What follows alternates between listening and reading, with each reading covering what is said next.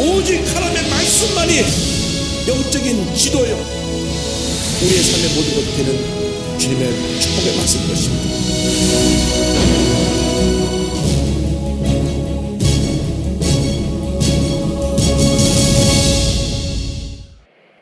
오늘은 사무엘의 고별 설교입니다. 왕을 세우고 난 후에 사무엘이 백성들 앞에서 본인들이 어떻게 그동안 백성들을 섬긴 그 본인의 삶에 대해서 고백을 하면서 앞으로 그들을 다스릴 왕이 어떻게 그들을 다스려야 될 것인가에 대한 그 지침을 주고 있는 내용이 오늘 내용입니다. 사무엘의 청렴한 통치에 대해서 12장 1절 2절을 함께 보겠습니다. 사무엘이 온 이스라엘에게 이르되 보라, 너희가 내게 한 말을 내가 다 듣고 너희 위에 왕을 세웠더니 이제 왕이 너희 앞에 출입하느니라. 보라, 나는 늙어 머리가 휘어졌고 내 아들들도 너희와 함께 있느니라. 내가 어려서부터 오늘까지 너희 앞에 출입하였거니와. 너희들이 원하는 대로 이제 왕을 세웠다. 그런데 그동안 내가 사사로서 하나님의 뜻을 받들어 너희들을 섬겼으나 이제는 왕이 세워져서 왕이 그 일을 감당할 것이다. 사람은 누구나 물러날 때 아름다운 모습을 보여야 됩니다. 지금 권력자들이 권력의 정점에서 많은 잘못을 하고 물러나기 때문에 그 다음 다가오는 후폭풍이 말하다 할 수가 없습니다. 근데 사무엘은 말합니다. 내가 이제 물러나는데 내가 이스라엘을 섬기는 동안 이러한 죄를 지은 것이 하나도 없다. 본인의 그 통치했을 때의 모습을 고백합니다. 3절 하겠습니다. 내가 여기 있나니 야압과 그의 기름 부음을 받은 자 앞에서 내게 증언하라.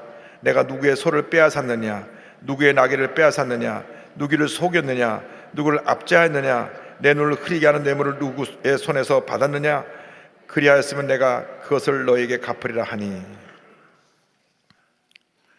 내가 너희들이 가진 소를 빼앗은 적이 있느냐, 너희들이 가진 나귀를 빼앗은 것이 있느냐, 백성들이 가진 그 재산을 탐내서 빼앗은 것이 없고 내가 누구를 속인 것이 있느냐, 내가 뇌물을 받은 것이 있느냐, 내가 너를 탄압해서 고통을 주긴 것이 있느냐.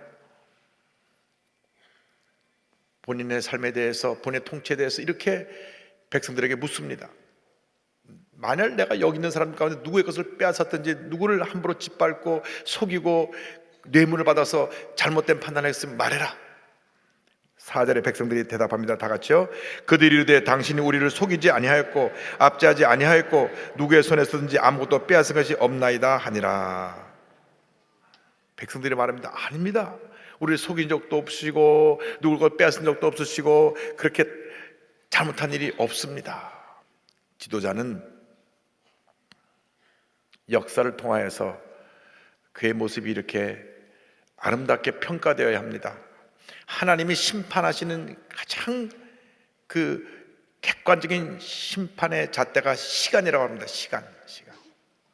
지금 속일 수 있어도 어느 시간이 경과되고 난 다음 그 속였던 것이 드러납니다. 시간이라는 심판대 앞에서 다 드러나는 것입니다.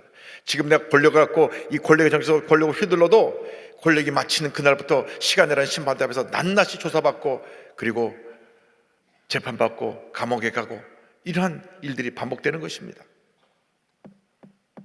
그래서 하나님의 시간표 앞에서 여러분이 늘 자신을 바라보고 결단하고 지금도 늦지 않았으니까 하나님 보시기에 부끄럽지 않은 모습으로 결단하고 새롭게 변화되는 여러분 되기를 주님의 이름으로 축원합니다.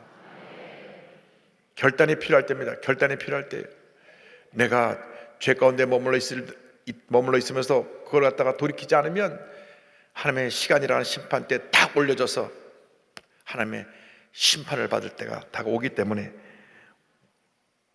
늘 자신을 살펴보고 주님께 부끄럽지 않은 삶을 살아야 됩니다. 5절 다 같이 봅니다. 사무엘이 백성에게 이르되 너희가 내 손에서 아무것도 찾아낸 것이 없음을 야훼께서 너희에게 대하여 증언하시며 그의 기름 부음을 받은 자도 오늘 증언하니라 하니 그들이 이르되 그가 증언하시나이다 하니라. 마지막까지 이렇게 백성 앞에서, 하나님 앞에서 인정받고 칭찬받고 존경받는 지도자가 되기를 바랍니다.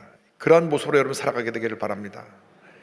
지금 나의 모습이 사람들에게 어떻게 비춰지고 있을까 늘 자신을 살펴봐야 돼요. 말씀이라고 하는 거울 앞에서 자신을 늘 살펴봐야 됩니다. 말씀의 거울 앞에서 자신을 살펴보고 내 자신이 주님 앞에 볼 부끄러운 모습이 없는지 자신을 살펴서 바로 서는 그런 귀한 모습을 나타내야 되는 것입니다. 예수를 믿는 사람들이 자신을 제대로 보지 못할 때 타락하는 것입니다. 자신을 제대로 바라보지 못할 때 문제 속에 빠지게 되는 것입니다. 무슨 일을 만든지 자신을 바라보고 자신이 주님 앞에 바로 서게 될 때 하나님의 은혜가 임하게 되는 것입니다. 하나님 앞에서, 사람 앞에서 하나님의 부끄럽지 않은 모습을 살아가면 하나님 복을 주십니다. 하나님의 신실하심에 대해서 6절 이하로부터 고백합니다. 6절 다 같이 보겠습니다. 사무엘이 백성에게 이르되 모세와 아론을 세우시며 너희 조상들을 애굽 땅에서 인도하여 내신 이는 야훼이시니. 7절이요. 그런즉 가만히 서 있으라. 야훼께서 너희와 너희 조상들에게 행하신 모든 공의로운 일에 대하여 내가 야훼 앞에서 너희와 담론하리라. 자, 이제 이스라엘 역사의 출발점인 출애굽 사건에 대해서 이야기합니다. 모든 이스라엘 역사는 430년 동안 애굽에서 종살이 하다가 출애굽한 그 출애굽 사건으로부터 출발합니다. 그 유월절 사건을 통하여 이스라엘 백성들이 저들에게 해방받고 출애굽하여 나와서 가나안 땅으로 오게 되는데, 그때 하나님이 모든 일을 주관하셨고 세워진 지도자가 모세와 아론입니다.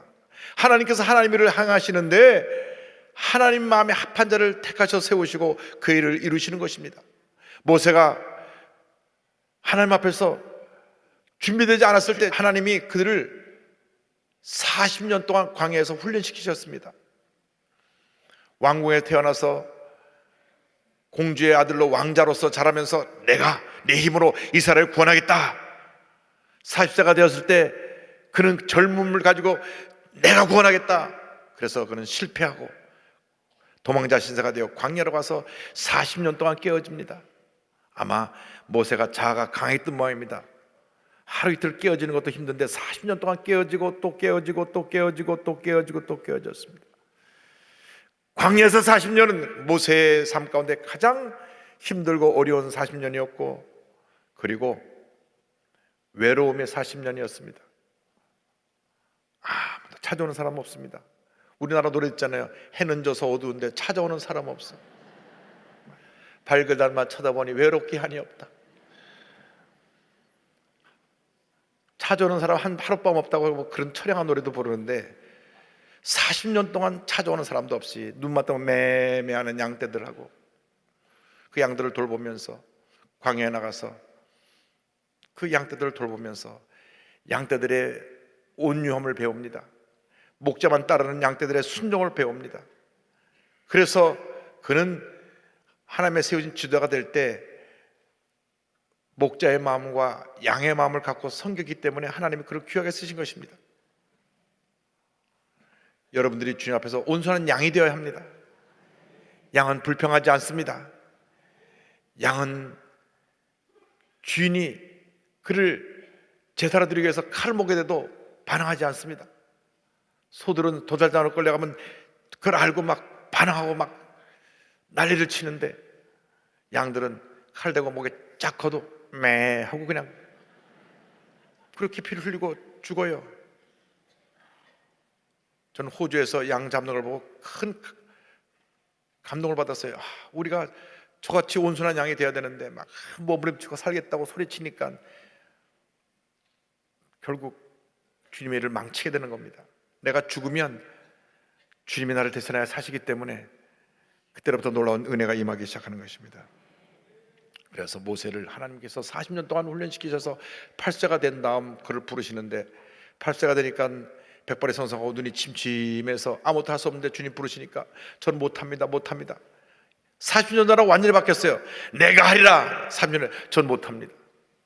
그래서 하나님께서 아론과 함께 가서 그 위대한 역사를 이루게 하시고 그 다음 마지막 40년 광야에서 저들을 이끌어가면서 가나안 입구까지 하나님의 위대한 역사를 행하게 하신 주님의 종으로 쓰임을 받았습니다. 자, 8절입니다. 야곱이 애굽에 들어간 후 너희 조상들이 야훼께 부르짖음에 야훼께서 모세 아론을 보내사 그 두 사람으로 너희 조상들을 애굽에서 인도해내어 이곳에 살게 하셨으니 430년 전 종살이하던 그 얘기를 얘기합니다. 그리고 다시 가나안 땅으로 들어온 후의 얘기입니다. 9절 그들이 그들의 하나님 야훼를 잊은지라 야훼께서 그들을 하솔 군사령관 시스라의 손과 블레 사람들의 손과 모압 왕의 손에 넘기셨더니 그들이 저들을 치매. 그래서 저들이 430년 동안 종살이하다가 40년 광야 생활을 거쳐서 가나안 땅에 도착해서 사사시대가 시작됩니다. 사사시대가 400년을 갑니다. 그런데 그 사사시대에 저들은 조금 편하고 풍요로워지면 하나님을 잊고 우상숭배라고 죄를 짓고 타락합니다. 그러면 이방 사람이 와서 또 치면 그들의 노예가 돼서 20년 30년 통치를 받아보는데 주여 우리를 불쌍히 여달라고 하면 주님이 사살 보내서 또 살려주시면 좀 이따 또 타락하고 또 살려주시면 또 타락하고 사사시대는 이게 바로 업앤다운 업앤다운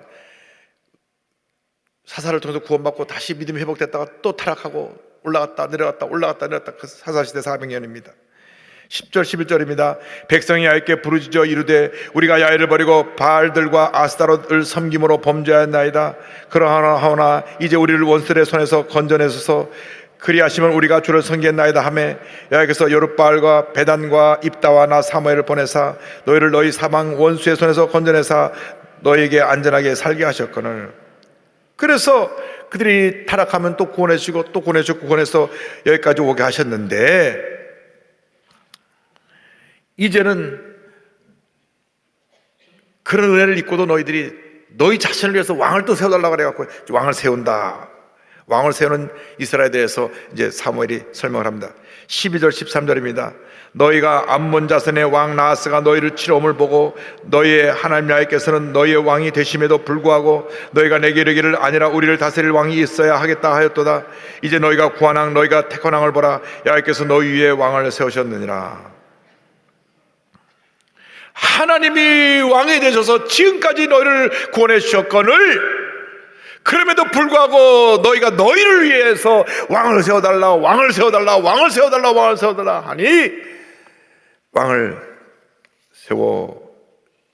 세워주지만 그 왕이 그들이 세운 왕이 답이 아니라는 것을 저에게 깨우쳐 주는 것입니다.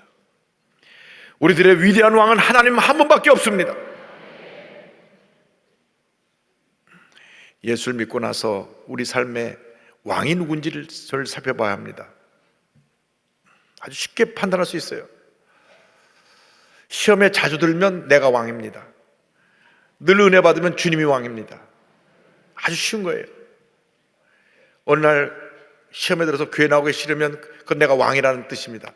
내가 왕이에요. 내가 왕이니까 교회 나가기 싫고 예배드리기 싫은 거예요.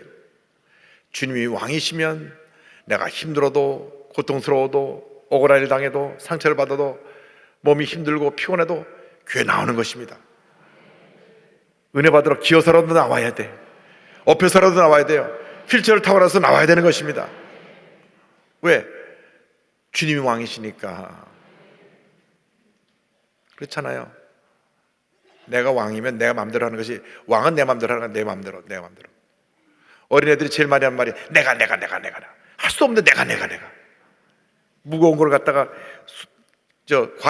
과일 이제 접시를 엄마가 과일을 깎고 오니까 내가 야 안돼 무거워 내가 와당창 떠 그게 애들이 내가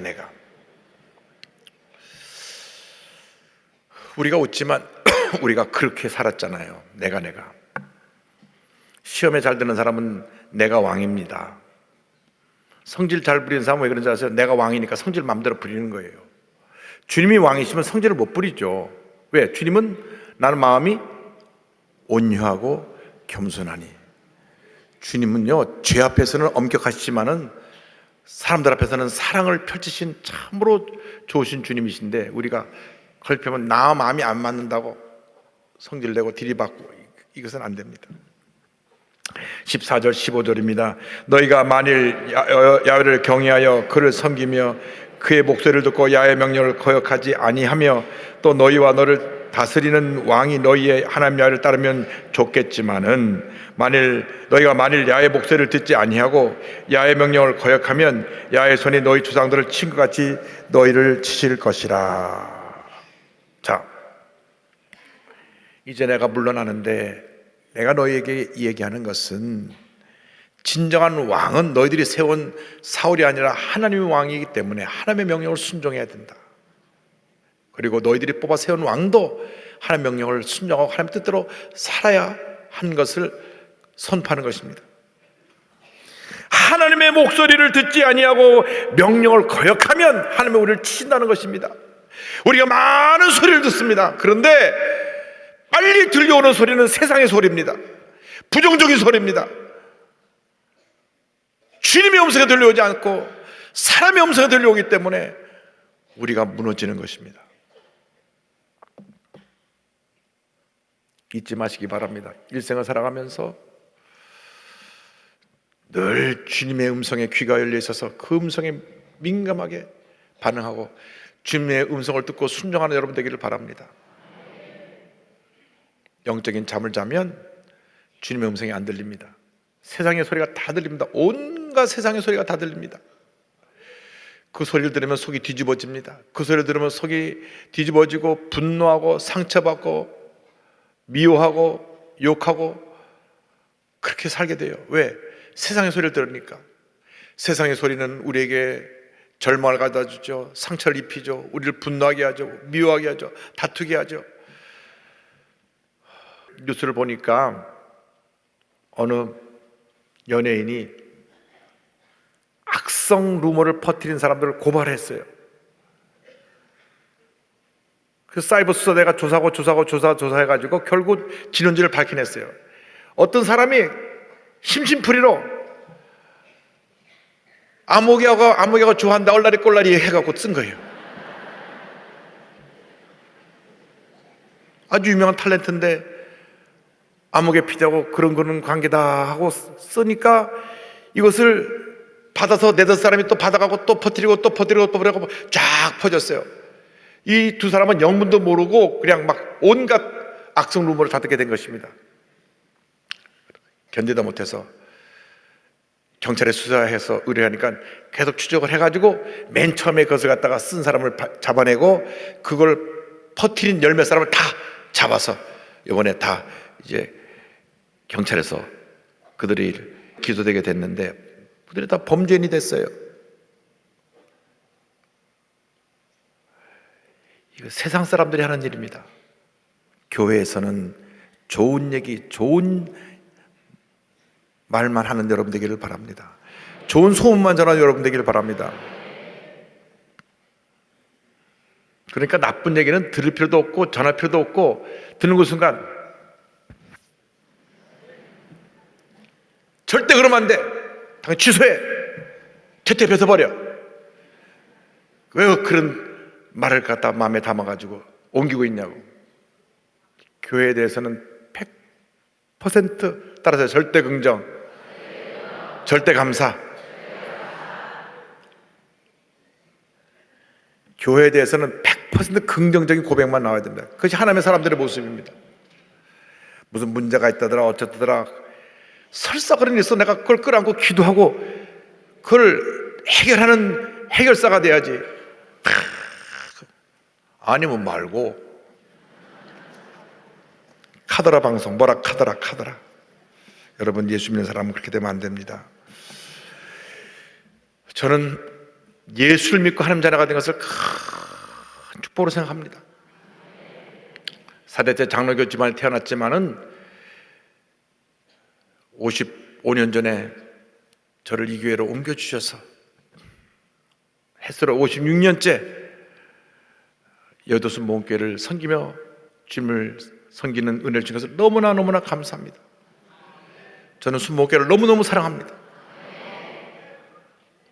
우리 조영규 목사님, 제가 총각 목사님 때 뵀는데 그때 모습이 눈에 선합니다.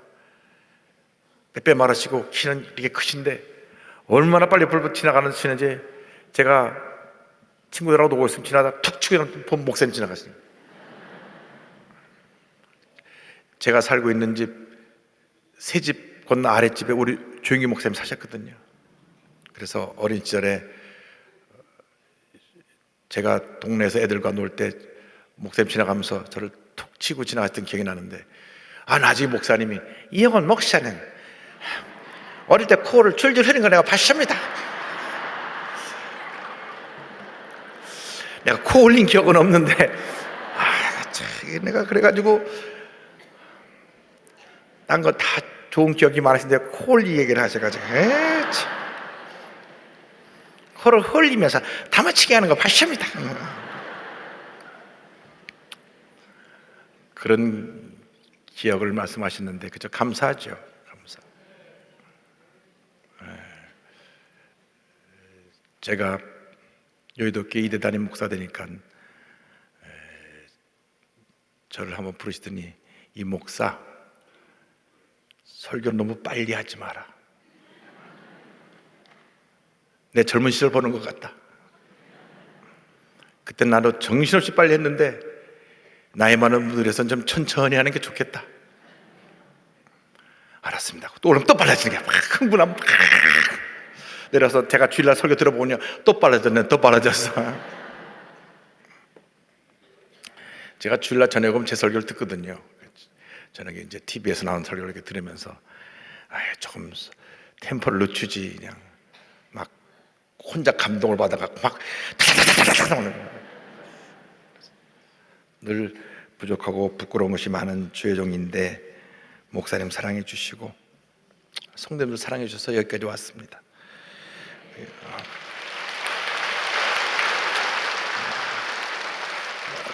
간절히 바라는 것은 사무엘이 고별 설교를 하면서 본인이 한평생 부끄럽지 않은 모습으로 백성들을 섬긴 것과 앞으로 세워질 새로운 왕이 그런 모습으로 하나님을 섬길 것을 간곡히 고백한 것 같이, 여러분들이 주의 종이 몸된 교회를 섬길 때 주님 앞에 부끄러운 모습이 없도록 늘 기도해 주시고, 또 제가 실수하고 부족한 거 있어도 다 사랑으로 용서해 주시고 여러분을 더 잘 섬길 수 있도록 격려해 주실 것을 간곡히 부탁드립니다. 할렐루야. 기도하겠습니다. 사랑과 은혜와 자비가 무한하신 하나님 아버지, 주님 한 분 밖에는 우리 삶에 참된 기쁨과 만족이 없습니다. 주님만이 우리의 왕이 되십니다. 우리 일생 다가도록 주님이 가장 기뻐하시는 삶을 살 수 있도록, 주님 앞에 부끄럽지 않은 삶을 살아가도록, 주님만을 왕으로 모시고 살아가도록 주님 은혜 내려 주옵소서. 예수님의 이름으로 기도 올리옵나이다. 아멘.